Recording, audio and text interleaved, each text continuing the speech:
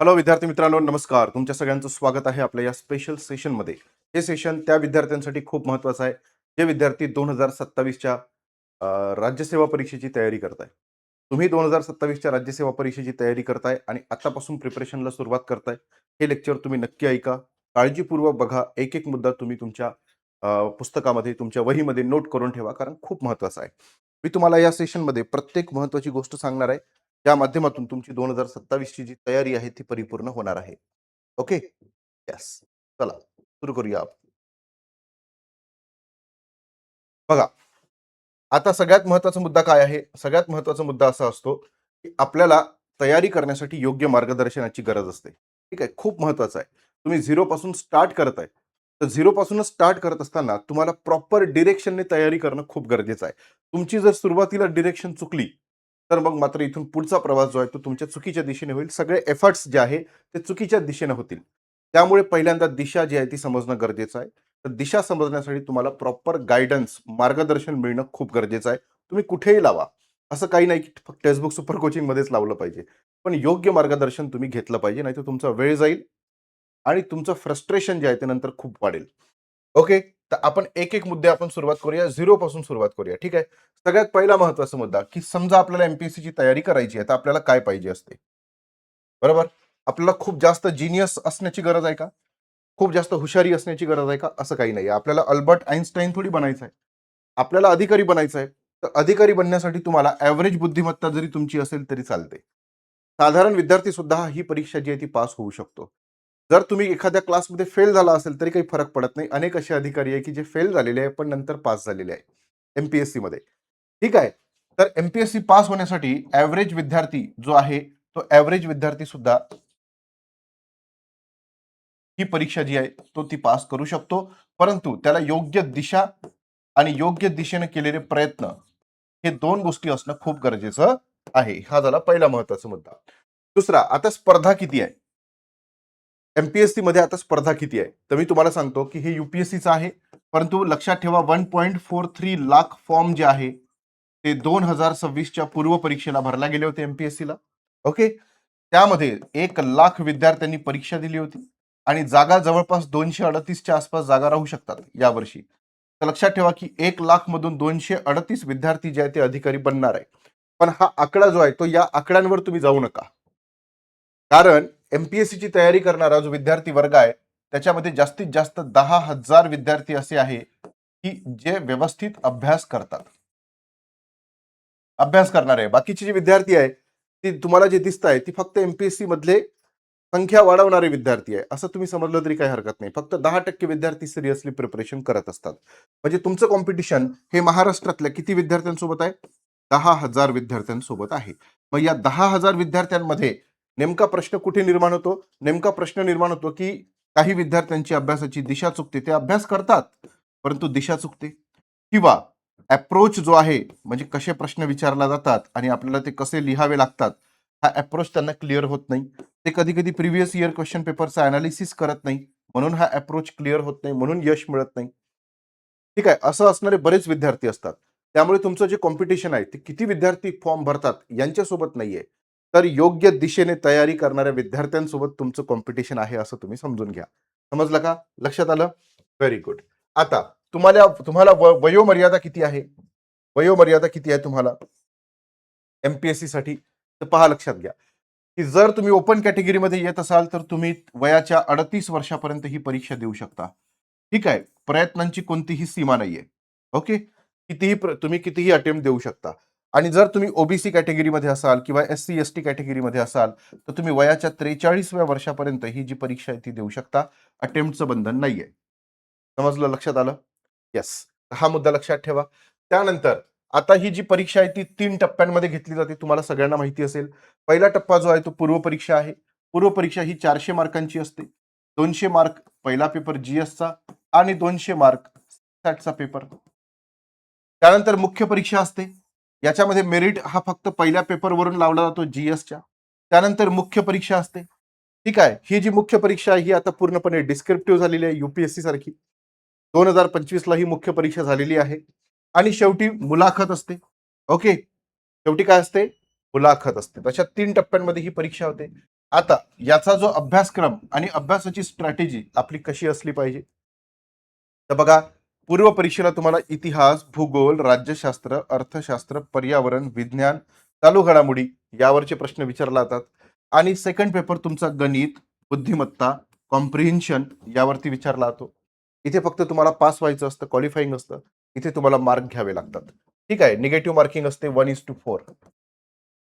म्हणजे 4 प्रश्न जर तुमचे बरोबर चुकले तर एका बरोबर प्रश्नांचे मार्क कमी होतात. आता अभ्यासाचे जे प्रायोरिटी आहे, प्राधान्यक्रम, तो कसा असला पाहिजे आपला. चला आता आपण जाऊया मुख्य मुद्द्यांकडे, की आता समजा मी 2027 ची तयारी करत आहे सर, मला आता सुरुवात करायची आहे, तर मी आता कशी करणार आहे. तर याला आपण स्टेप बाय स्टेप आपण समजून घेऊ. ठीक आहे. बघा, सगळ्यात पहिल्यांदा तुम्हाला काय करणं गरजेचं आहे रे. सगळ्यात पहिल्यांदा जे 2027 ला टार्गेट करताय त्यांनी आता सुरुवातीला काय करणं गरजेचं आहे. पहा, सगळ्यात पहिला महत्वाचा मुद्दा, की तुम्ही कोणत्याही परिस्थितीमध्ये सगळ्यात पहिल्यांदा सिलेबस डाउनलोड करून घ्या. ठीक आहे. कशाचा? एमपीएससीचा. तुमच्याकडे तो असलाच पाहिजे. तुमचा तो सिलेबस तुमचा वाचून झाला पाहिजे. अनेक वेळा तुम्ही जिथे अभ्यास करता तिथे लावला पाहिजे. त्यानंतर प्रिव्हियस इयर क्वेश्चन पेपर तुमच्याकडे असले पाहिजे. काय असले पाहिजे? प्रिव्हियस इयर क्वेश्चन पेपर जे आहे ते तुमच्याकडे असले पाहिजे. मग पूर्व परीक्षेचे जे प्रिव्हियस इयर क्वेश्चन पेपर आहे ते 10 वर्षाचे तुमच्याकडे असले पाहिजे. याचा आपल्याला अनालिसिस करायचा आहे. आणि राज्यसेवाचा मेन्सचा एकच पेपर झालेला आहे, त्याचा 2025 चे पेपर तुमच्याकडे असले पाहिजे. कळलं का? आणि जर तुमच्याकडे या दोन गोष्टी नसेल तर माझा हा मोबाईल नंबर आहे 9307814586. हा माझा स्वतःचा नंबर आहे, पर्सनल नंबर आहे. यावर तुम्ही मला व्हॉट्सअप मेसेज करू शकता, डायरेक्ट मेसेज करू शकता. मी तुम्हाला सिलेबस आणि पीवाय क्यू जे आहे ते तुम्हाला पाठवून देतो. तिसरी गोष्ट तुमच्याकडे काय असली पाहिजे? तिसरी गोष्ट तुमच्याकडे बेसिक बुक्स असले पाहिजे. बेसिक बुक्स असले पाहिजे. मग हे जे बेसिक बुक्स आहे ते आपण कोणते घेतले पाहिजे? कोणतेही घ्या. तुम्ही स्टेट बोर्डाची पुस्तकं घेऊ शकता किंवा तुम्ही एनसीईआरटीचे जे पुस्तक आहे ते सुद्धा तुम्ही घेऊ शकता. जर तुम्हाला इंग्रजी आणि हिंदी चांगली येत असेल तर एनसीईआरटीचे घ्या. जर तुम्हाला हिंदी आणि इंग्रजी चांगली नसेल येत तर स्टेट बोर्डाचे घ्या. इथून तुम्ही सुरुवात करा. ठीक आहे. याची लिंक तुमच्याकडे नसेल तर या नंबरवर मला मेसेज करा, मी तुम्हाला लिंक पाठवतो. चौथा मुद्दा तुमच्याकडे काय असला पाहिजे? तर चांगले रेफरन्स बुक्स तुम्ही निवडले पाहिजे. बुक्स कमी निवडायचे. ठीक आहे. प्रत्येक विषयाला कमीत कमी एक आणि जास्तीत जास्त 2च पुस्तक असले पाहिजे. त्यापेक्षा जास्त पुस्तक तुम्हाला निवडायचे नाहीये. ठीक आहे. तुम्हाला याच्यामध्ये काही प्रॉब्लेम येत असेल तर ह्या नंबरवर मला मेसेज करा, मी तुम्हाला ती लिस्ट पाठवतो. ठीक आहे. त्यानंतर 5वा मुद्दा आपल्याकडे काय असला पाहिजे? 5वा मुद्दा आपल्याकडे एक चांगला प्लॅन असला पाहिजे. ठीक आहे. कारण आता बघा, पुढच्या वर्षी जी परीक्षा राहणार आहे ती एप्रिल-मेच्या दरम्यान राहील. मग एप्रिल-मेच्या आधी 1 वर्षापासून आपण तयारी केली पाहिजे. पुढच्या प्रिलिम पर्यंत आपली पूर्ण तयारी जी आहे ती झालेली असली पाहिजे. तरच आपण 2027 ची परीक्षा काढू शकतो, नाही तर नाही काढू शकत. मग मग त्या परीक्षेसाठीचा जो चांगला, एकदम जबरदस्त आणि रिझल्ट ओरिएंटेड प्लॅन आपण तयार केला पाहिजे. हा प्लॅन तुम्हाला तयार करायला प्रॉब्लेम येत असेल, तुम्ही आमच्याशी संपर्क करा. आम्ही तुम्हाला नक्की हा प्लॅन तयार करून देऊ. ठीक आहे. त्यानंतर हा प्लॅन एक्झिक्यूट केल्यानंतर प्रॉपर तुम्ही रिव्हिजन करणं गरजेचं आहे. ठीक आहे. तुम्ही जर रिव्हिजन नाही केल्या तर तुम्हाला परीक्षेमध्ये चांगल्या पद्धतीने यश मिळू शकत नाही. तर समजलं. तर ह्या सगळ्या गोष्टी आणि सगळ्यात मेन महत्वाचा मुद्दा आहे की तुम्हाला मार्गदर्शन, गायडन्स हे तुम्हाला योग्य मिळालं पाहिजे. जर चुकीच्या दिशेने जर तुम्हाला मार्गदर्शन मिळालं तर तुमचा विषय संपलेला असेल. जर एवढ्या गोष्टी जर तुम्ही व्यवस्थित केल्या तर तुम्हाला यश नक्की मिळणार आहे, सक्सेस नक्की मिळणार आहे. समजलं. जर याच्यामध्ये तुम्ही कुठेही चुकला तर तुम्हाला एमपीएससीच्या परीक्षेत यश मिळणार नाही, तुम्ही कितीही वेळ अभ्यास करा. आणि मग आता बरेचसे विद्यार्थी प्रश्न विचारतात की सर, अभ्यास किती वेळ केला पाहिजे. असं काही नाहीये, तुम्हाला जेवढा वेळ मिळतो तेवढा वेळ अभ्यास करा. ठीक आहे. येस. चला, तर हे मुद्दे समजले तुम्हाला. आता लक्ष द्या. क्लिअर आहे इथपर्यंत. मग आता सिलेबस जो आहे तो सिलेबस डोळ्यासमोर ठेवून आपण अभ्यासाची प्रिपरेशन सुरू केली पाहिजे. मग आता सुरुवात कशी केली पाहिजे तर मी तुम्हाला सांगितलंय. सुरुवात कशी केली पाहिजे? साधी गोष्ट आहे. बघा, एक मिनिट.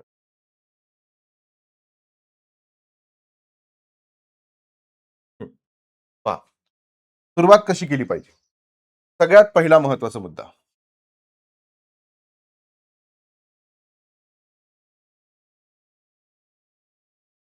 सर्वात पहिल्यांदा तुम्ही बेसिक बुक्स वाचले पाहिजे.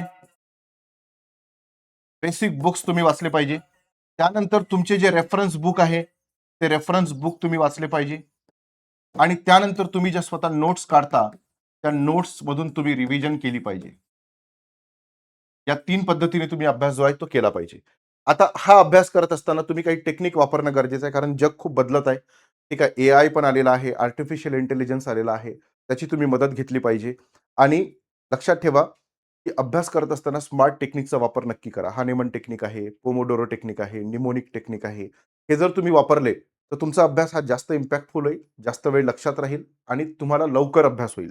तर त्याच्या संदर्भातले जे व्हिडिओ आहे ते आपल्या या प्लॅटफॉर्मवर आहे. आपल्या चॅनलला तुम्ही सबस्क्राईब केलं तर त्याच्यावर तुम्हाला हे सगळे टेक्निकचे व्हिडिओ मी तुमच्यासाठी घेतलेले आहेत, तुम्हाला पाहायला मिळेल. ठीक आहे, मग आता सुरुवात कशी करायची पहा. आपल्याला इतिहास हा विषय आहे, भूगोल हा विषय, तर जोड्या पाडायच्या, 2-2 विषयाच्या जोड्या पाडायच्या. राज्यशास्त्र आहे, अर्थशास्त्र आहे, विज्ञान आहे, त्यानंतर इथिक्स आहे. ओके, मग छोटे छोटे कंपोनंट आहे. तुम्ही काय करायचं, पहिले एक पहिली जोडी, एक दुसरी जोडी, एक तिसरी जोडी, अशा जोड्या पाडल्या. तर इतिहास आणि भूगोलाचे सर्वात पहिल्यांदा बेसिक पुस्तकं वाचून घ्यायचे. बेसिक पुस्तकं वाचल्याबरोबर बाजारातून आपण जे रेफरन्स बुक घेतले आहे ते टॉपिक वाईज वाचायला सुरुवात करायची. ठीक आहे, याला तुम्ही एक वेळ जो आहे तो देऊन टाका, 1 महिना 2 महिन्याचा जेवढा वेळ आहे. आणि ठरवायचं की एवढ्या वेळेमध्ये हे माझे 2 सब्जेक्ट संपले पाहिजे. या 2 सब्जेक्टचेच बेसिक पुस्तक वाचायचे, सगळे एका वेळेस नाही वाचायचे. ह्या 2 पुस्तकांचे जर बेसिक पुस्तक वाचले, 2 विषयांचे, की नंतर लगेच रेफरन्स बुक वाचायचे. तर याच्यामुळे काय होतं ना, की बेसिक पुस्तकं जर तुम्ही वाचले आणि लगेच तुम्ही रेफरन्स बुकवर शिफ्ट झाला, तर तुम्हाला जास्त रीडिंग करायची गरज नाही. तुम्ही बेसिक पुस्तकं वाचलेली असतात, त्यातून बराचसा पोर्शन याच्यामध्ये कव्हर होतो. तुम्हाला फक्त डेप्थमध्ये वाचायची गरज पडते रेफरन्स बुकमध्ये. ठीक आहे? हे वाचायचं. याची किती वाचन करायची? पहिलं वाचन करायचं, दुसरं वाचन करायचं आणि जेव्हा तुम्ही तिसरं वाचन करता, तेव्हा तुम्ही या विषयावरच्या नोट्स काढायच्या. कधीही पहिल्या वाचनात आणि दुसऱ्या वाचनामध्ये नोट्स काढायच्या नाही. तिसऱ्या वाचनामध्ये काढायच्या आणि त्याही मायक्रो नोट्स काढायच्या. सेम पद्धत इथे पण लागू होणार, सेम पद्धत इथे पण लागू होणार. कळलं? आणि जेव्हा तुम्ही हे काही वाचन करणार, तेव्हा तुमच्या डोळ्यासमोर मागच्या वर्षाची पी-वाय-क्यू असले पाहिजे. जर पी-वाय-क्यू डोळ्यासमोर राहिले, कोणताही टॉपिक वाचा, पी-वाय-क्यू समोर ठेवायचे. वाचला, पी-वाय-क्यू पाहायचे, वाचला, पी-वाय-क्यू पाहायचे, पुन्हा वाचायचं. याच्यामुळे काय होतं, की तुमचा अभ्यास जो आहे तो बरोबर डिरेक्शननी होतो. पी-वाय-क्यू म्हणजे तुमच्यासाठी दिशादर्शक आहे. दीपस्तंभ आहे. ते तुम्हाला सांगतात, की या दिशेने अभ्यास करा, हे जास्त महत्त्वाचं नाहीये. कळलं? तर अशा पद्धतीने तुम्ही अभ्यासाला सुरुवात करू शकता. तुम्ही टाईम टेबलमध्ये हे 2 विषय माझे 2 महिन्यात संपले पाहिजे, हे 2 महिन्यात संपले पाहिजे, हे 2 महिन्यात संपले पाहिजे. अशा पद्धतीने तुम्ही तयारीला सुरुवात करा. समजलं का इथपर्यंत? Very good. जर तुम्ही क्लास लावला, जर तुम्ही क्लास जॉइन केला, तर मग मात्र तुम्ही याच्यामध्ये एक गोष्ट मी तुम्हाला नक्की ऍड करायला सांगेन. इतिहास भूगोलाचे बेसिक पुस्तकं वाचले तुम्ही, ठीक आहे? तर या जागी काय करा, तुम्ही क्लास करा. म्हणजे आज एका टॉपिकचा क्लास झाला, लगेच रेफरन्स बुक वाचा. उद्या दुसऱ्या टॉपिकचा क्लास झाला, लगेच रेफरन्स बुकमध्ये जाऊन वाचून घ्या. कारण नवीन-नवीन राहते. क्लास झाला की आपल्याला बरोबर सगळं समजते. सगळे कन्सेप्ट लक्षात येतात आणि तेव्हा लगेच जर वाचायला सुरुवात केली आपण, की सगळ्या गोष्टी पटापट, पटापट समजून जातात. तर असंही तुम्ही करू शकता. ठीक आहे? Very good. आता बघा, नोट्स काढायच्या का? तर हो, नोट्स काढायच्या. पण कधी काढायच्या? तिसरं वाचन झाल्यावर. पहिल्या रीडिंगला नोट्स नाही काढायच्या.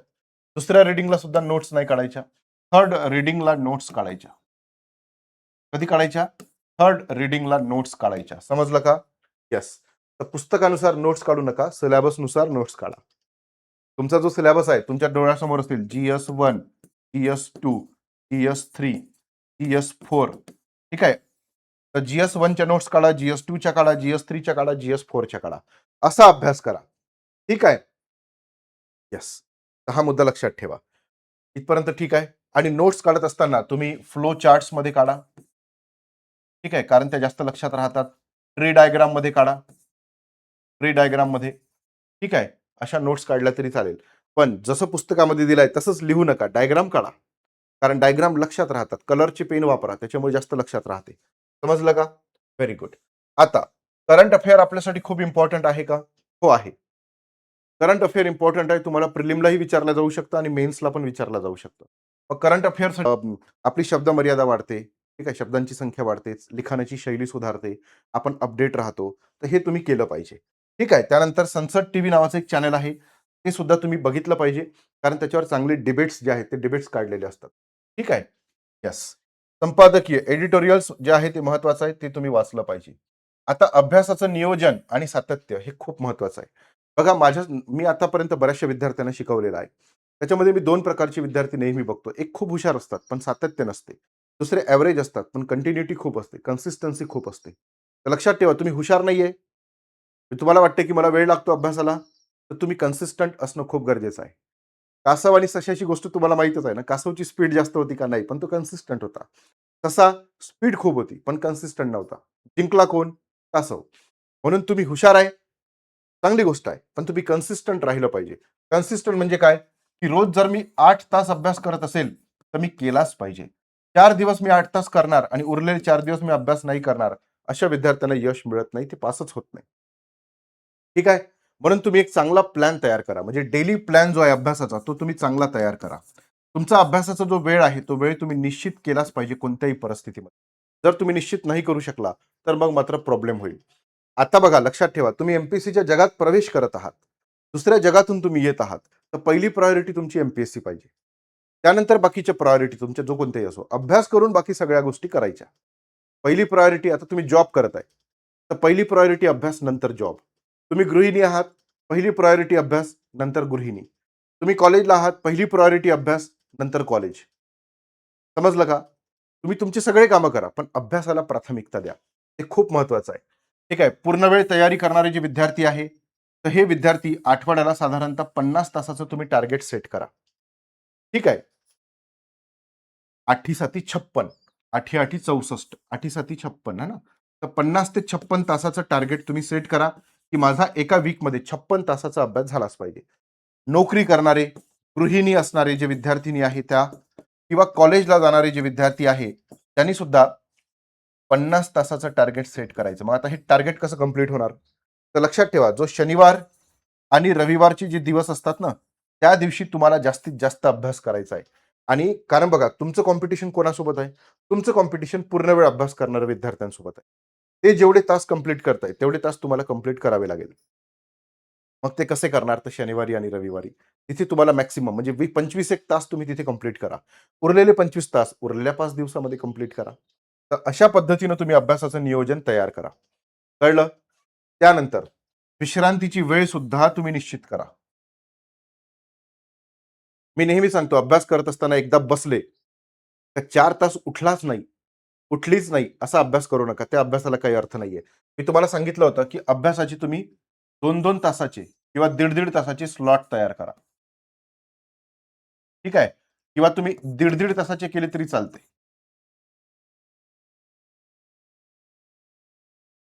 ठीक आहे? पहिला सेट किती तासाचा असेल तुमचा? 1.5 तासाचा. दुसरा सेट 1.5 तासाचा. तिसरा सेट 1.5 तासाचा किंवा 2-2 तासाचा.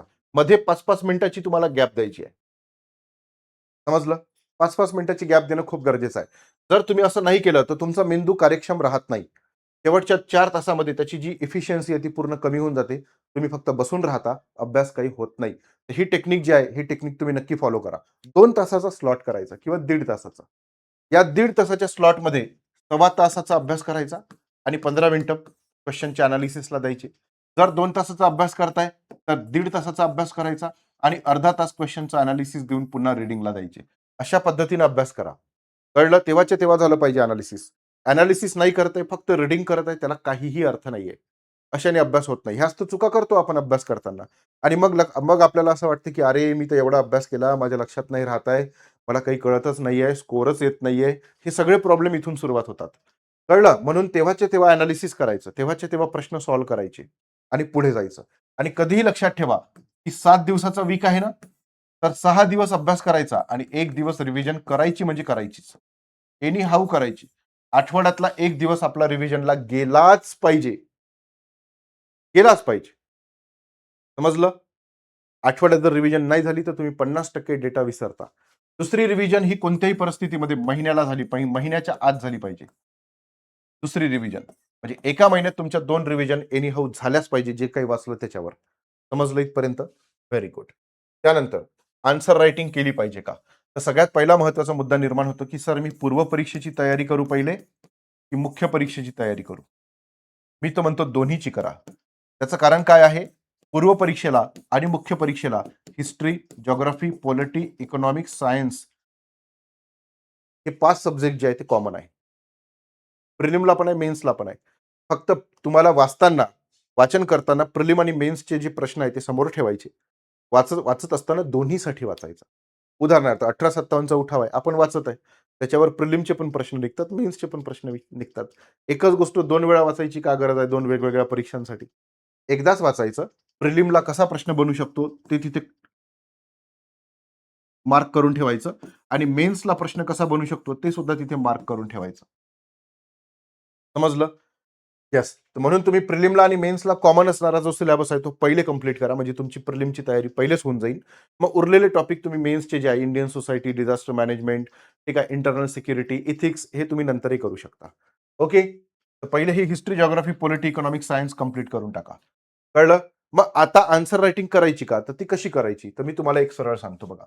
तुम्ही इतिहास आणि भूगोल हा विषय पहिल्यांदा कंप्लीट करणार आहे 2 महिन्यामध्ये. हा पहिले कंप्लीट करून टाका. ठीक आहे? 2 मंथ्स. नंतर तुम्ही इंडियन पॉलिटी आणि इकॉनॉमिक्स हे 2 विषय घेणार आहात. ठीक आहे? हे 2 महिन्यामध्ये संपल्यानंतर जेव्हा तुम्ही हे जे विषय हातामध्ये वाचायला घ्याल, तेव्हा हे जे 2 विषय आहे याचे आन्सर लिहायला सुरुवात करा. का बरं?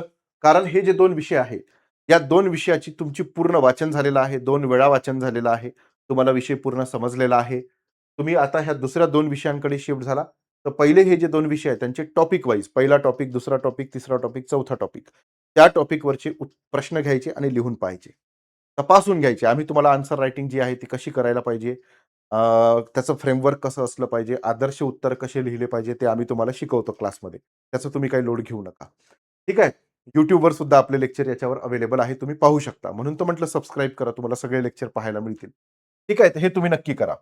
ठीक आहे. सुरुवात तुमची जी आहे ती फार अशी तुटक-मुटक सुरुवात होईल. पण त्याच्याकडे तुम्ही लोड घेऊ नका. प्रत्येकाची सुरुवात तशीच होते. पण शेवट अतिशय चांगला होतो. समजलं? Very good. म्हणून फीडबॅक घेणं गरजेचं आहे. ते उत्तर तपासून देणं गरजेचं आहे. ओके. त्यानंतर आता यशाचे सुवर्ण नियम. काय केलं पाहिजे? काय नाही केलं पाहिजे? मी एकदा तुम्हाला पुन्हा रिवाइज करून देतो. पहा. काय नाही केलं पाहिजे? हजारो पी-डी-एफ, हजारो पुस्तकं, हजारो नोट्स गोळा करण्यामध्ये वेळ घालवू नका. एकच चांगलं पुस्तक घ्या. अनेक वेळा रिवाइज करा. तुम्ही जितके क्लिअर राहाल, तितकं जास्त बेटर राहते. म्हणून आपण परफेक्ट राहिलो पाहिजे, क्लिअर राहिलो पाहिजे. दुसरं, सुरुवातीला शॉर्टकट शोधू नका. पाया पक्का होण्याआधी शॉर्टकट काही कामाचे नसतात. सुरुवातीपासूनच सर मला नोट्स द्या, मी नोट्स वाचून टाकतो. अरे नोट्स ह्या कोणीतरी काढलेल्या असतात, त्या शॉर्टकट असतात. तसं करू नका. पहिले बेस पक्का करा. जितका बेस पक्का तितकं बढिया काम होणार आहे. म्हणून तुम्ही काय करा, पाठांतरापेक्षा तुम्ही संकल्पना समजून घ्या प्रत्येक विषयाच्या. ठीक आहे. अंडरस्टँडिंग तुम्ही त्या विषयाची वाढवा आणि त्यानंतर शेवटी तुम्ही नोट्स काढा आणि त्या वाचा. पाठांतर करू नका. तुम्ही जे काही वाचत आहे त्याचं इमॅजिनेशन करा, व्हिज्युअलायझेशन करा. तुम्ही जे काही वाचत आहे त्याची इमेज डोळ्यासमोर तयार झाली पाहिजे. जर इमेज तयार नाही झाली तर ती गोष्ट तुम्ही विसरणार. त्यानंतर दिशाहीन मेहनत हे खूप महत्वाचं आहे. म्हणून तो म्हटलं की मार्गदर्शन खूप महत्वाचं आहे. आजचे थोडेफार वाचवलेले पैसे नंतर आपलं करिअर बरबाद करतात. म्हणून आता थोडेफार पैसे इन्व्हेस्ट करा आणि नंतरचं करिअरमधून खूप पैसा कमवा. बरोबर आहे? तर तुम्ही कधीच योग्य ठिकाणी पोहोचणार नाही, जर तुमची चुकीच्या दिशेनं जर वाटचाल सुरू झाली. म्हणून चुकांमधून शिका. चुका तर सगळे करणार आहे. पण तुम्ही जेवढ्या चुका कमी कराल, तेवढा तुम्हाला फायदा होईल. आणि आम्ही तुम्हाला ह्या चुका कमी करून देतो. आम्ही तुम्हाला योग्य दिशेने चालायला शिकवतो. ठीक आहे? म्हणून लक्षात ठेवा, सातत्य खूप महत्वाचं आहे आणि कन्सिस्टन्सी ही जास्त महत्वाची आहे. 100% कोणीच अचूक राहू शकत नाही. चुका तर होणारच आहे, पण आपण जेवढ्या कमी करू, तेवढा जास्त फायदा जो आहे, तो आपल्याला होणार आहे. समजलं का? लक्षात आलं? येस. आता काही महत्वाचे मुद्दे सांगतो. इथपर्यंत लक्षात आलं? Very good. म्हणून बघा, मी आज जेवढं पॉसिबल होते तेवढ्या शॉर्टकटमध्ये मी तुम्हाला सगळ्या गोष्टी सांगितलेल्या आहेत. ठीक आहे. लवकर सुरुवात करा. उशिरा सुरुवात केली तर यश मिळणार नाही. 2028 कडे जावे लागेल. पहिला मुद्दा. लवकर सुरुवात करा. योग्य मार्गदर्शनाखाली करा. योग्य मार्गदर्शनाखाली सुरुवात करा. ठीक आहे. कोणत्याही बुद्धिमत्तेचा ॲव्हरेज विद्यार्थी, ठीक आहे, ॲव्हरेज विद्यार्थी सुद्धा ही परीक्षा पास होऊ शकतो. परंतु त्याला काय करणं गरजेचं आहे? सातत्य हे अभ्यासामध्ये असणं गरजेचं आहे. योग्य प्लॅन त्याच्याकडे असणं गरजेचं आहे. ठीक आहे. आणि योग्य मार्गदर्शन त्याच्याकडे असणं गरजेचं आहे. ह्या 3 गोष्टी जर राहिल्या, तर एव्हरेज विद्यार्थी सुद्धा ही परीक्षा सहज पास होऊ शकतो. इव्हन विक्रमी काळामध्ये सुद्धा होऊ शकतो. 1 वर्ष लागतं फक्त अभ्यासाला. किती?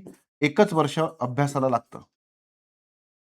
एका वर्षापेक्षा जास्त वेळ अभ्यासाला लागत नाही. पण तुम्ही आत्तापासून तयारी केली तर 1 वर्ष अभ्यासाला मिळेल आणि परीक्षेच्या प्रोसेसचे 6 महिने.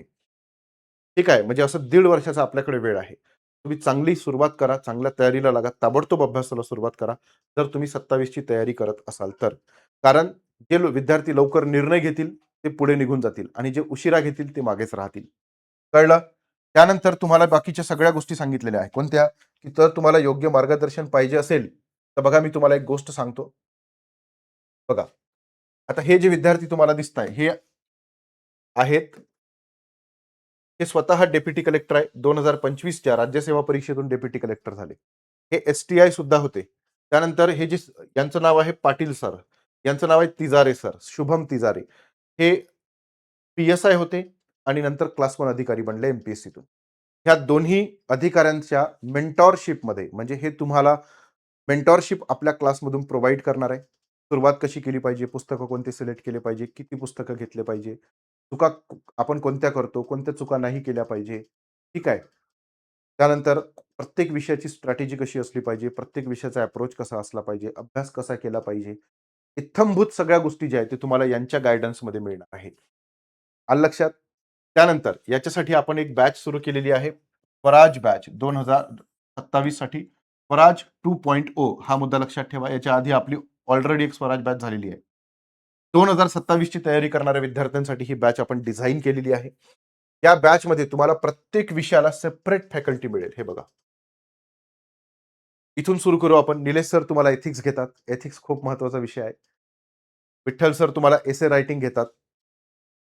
पडघणे सर तुम्हाला करंट अफेअर्स घेतात. पवन सर जिओग्राफी शिकवतात. Ritesh sir Indian polity. मी स्वतः हिस्ट्री शिकवतो. सुर्वे मॅडम इंग्लिश घेतात. त्यानंतर आपले किशोर सर इकॉनॉमिक्स घेतात. खेमराज सर सायन्स घेतात आणि हे सी-सॅट घेतात. ठीक आहे. आणि हे जे 2 अधिकारी आहेत, ते तुम्हाला ॲज अ मेंटॉर म्हणून तुम्हाला इथे सगळं मार्गदर्शन करणार आहे. आमचं सुद्धा मार्गदर्शन तुम्हाला राहणार आहे. तर ही बॅच आम्ही एकदम प्रॉपर डिझाइन केली आहे, की जेणेकरून तुमची 2027 ची पूर्ण तयारी झाली पाहिजे. त्यामध्ये आम्ही तुम्हाला प्रिलिम आणि मेन्स दोन्हीची तयारी करून घेतो. तुम्हाला लाईव्ह क्लासेस करायला मिळतात. लाईव्ह नाही करणं झाले, नोकरी करणारे आहे, जॉब करणाऱ्या स्त्रिया आहे, गृहिणी असलेल्या स्त्रिया आहे, कॉलेज करणारा विद्यार्थी आहे. तर तुम्ही तुमच्या वेळेवर हे क्लास पाहू शकता कारण प्रत्येक class as it is record असतो. एन-सी-आर-टी कव्हर करून दिला जाणार, स्टेट बोर्ड कव्हर करून दिला जाणार, इंटरव्ह्यूची तयारी करून घेतलं जाणार, मेन्सची आन्सर रायटिंग आम्ही प्रॉपर करून घेणार आहे. कारण जे चांगले उत्तर लिहिणार त्यांना जास्त चांगले मार्क मिळणार. 18 पुस्तकं तुम्हाला फ्रीमध्ये घरपोच मिळणार. प्रत्येक विषयावरचे 3,500 पेक्षा जास्त प्रश्नांचा सराव आम्ही करून घेणार. त्यानंतर ऑफिसर्सची मेंटॉरशिप तुम्हाला इथे मिळणार आहे. तर ही बॅच तुमच्यासाठी परिपूर्ण आहे. मी असं म्हणत नाही की तुम्ही घेतलीच पाहिजे. तुम्हाला योग्य वाटली तर नक्की घ्या. सध्या ओरिएंटेशनची सेशन आपली चालू आहे. रोज संध्याकाळी 7 वाजता YouTubeवर प्रत्येक विषयाची स्ट्रॅटेजी कशी असली पाहिजे 2027 साठी त्याचे लेक्चर आपण घेतो आहे. ते तुम्ही नक्की अटेंड करा. ठीक आहे. बघा लक्षात घ्या, की आन्सर रायटिंग जी आहे ती खूप महत्त्वाची आहे. आम्ही तुमच्याकडनं प्रॉपर करून घेणार आहे. आपल्याकडे कंबाईनच्या सुद्धा बॅचेस आहेत 2027च्या. त्याला सुद्धा तुम्ही जॉइन करू शकता. घर बसल्या अभ्यास करू शकता. निर्णय तुमचा आहे. तुम्ही जो निर्णय आज घेणार त्याचं फळ तुम्हाला उद्या मिळणार आहे. म्हणून योग्य मार्गदर्शनाखाली तयारी करा. माझं काम होतं तुम्हाला योग्य गोष्ट सांगणे, योग्य माहिती देणे. ती मी तुम्हाला दिली आहे. या व्यतिरिक्त कोणतीही माहिती तुम्हाला लागली तर माझा नंबर तर मी तुम्हाला क्लासमध्ये दिलाय. त्यावर तुम्ही मला नक्की संपर्क करा आणि यशवंत व्हा. All the best. लेक्चर कसं वाटलं कमेंट बॉक्समध्ये नक्की सांगा. मित्र-मैत्रिणींना शेअर करा. सबस्क्राईब करायला विसरू नका. Thank you.